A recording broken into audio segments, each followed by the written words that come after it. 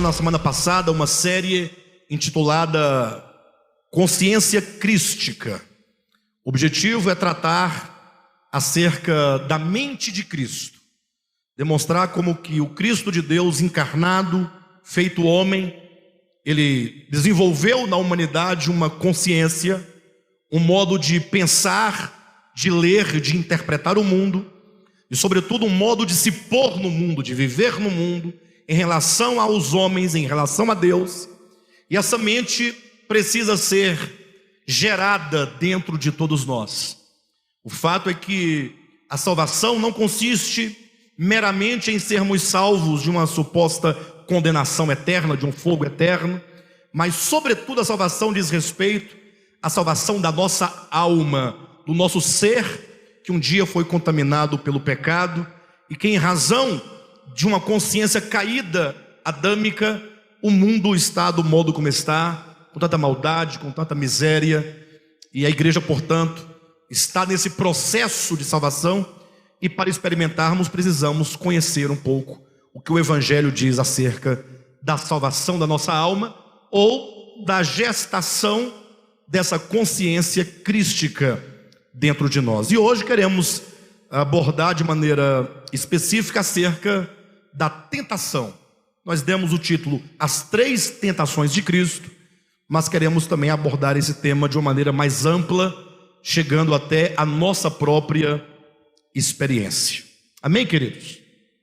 Amados, o Evangelho nos mostra claramente algo que é fundamental para que todo cristão possa de fato ter uma experiência verdadeira de Deus. Infelizmente, o mundo cristão legou, o mundo cristianizado legou para nós a ideia objetiva do Evangelho. E é verdade que o Evangelho tem um aspecto objetivo. Qual o aspecto objetivo?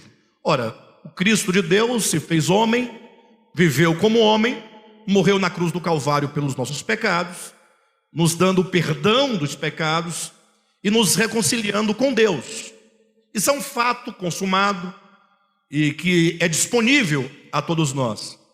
Esse é um aspecto objetivo no sentido de que, ainda uma vez consumado, não nos envolve diretamente.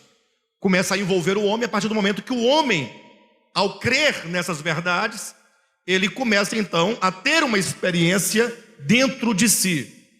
Mas até então, esses fatos são os fatos objetivos do Evangelho.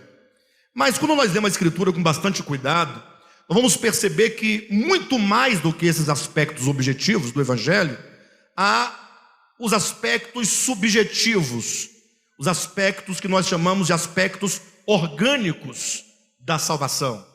Para você entender o que eu quero dizer por orgânico, basta você pensar num outro termo, né? Que vai complicar mais ainda. É o sentido ontológico. Não falei nada, né? Orgânico para ontológico. Ou seja, é quando a verdade ela é sentida no nosso ser. Ontológico quer dizer relativo ao ser. Ou seja, todas as verdades do Evangelho referentes a Deus, a obra de redenção, elas são reais dentro do homem. Elas estão aí para serem vividas e experimentadas. E o cristianismo não nos falou sobre esse aspecto orgânico. Tão somente nos anunciou uma boa nova de uma possibilidade de salvação, mas nos privou, mediante as suas ministrações, de uma experiência orgânica do ser que te afeta diariamente, em todo momento, todos os dias da sua vida, tanto no sentido negativo quanto positivo. Negativo, eu quero dizer, o pecado, por exemplo, não é uma doutrina, ainda que existe uma doutrinação acerca do problema do pecado. O pecado é orgânico, ele está aí, ele pulsa, ele é vivo dentro do homem, no sentido que o homem está corrompido por todos os enganos e mentiras do maligno. Aí eu pergunto, ora, se a queda do homem e o pecado é tão vivo e tão real, e ninguém pode negar essa realidade, porque embora muitos não creiam nas verdades no sentido do pecado, da queda e outras coisas, não confessam essa situação, mas nenhuma pessoa pode negar o fato de que a maldade, ela faz parte da consciência e do coração humano. E essa maldade é que a Bíblia chama de pecado. Esse egoísmo que não pode ser negado. Nenhuma ciência pode negar o fato de que a maldade está instaurada no homem. Então, se o pecado, se essa maldade, essa perversidade é tão verdadeira, por que que a salvação ficaria apenas no plano das ideias?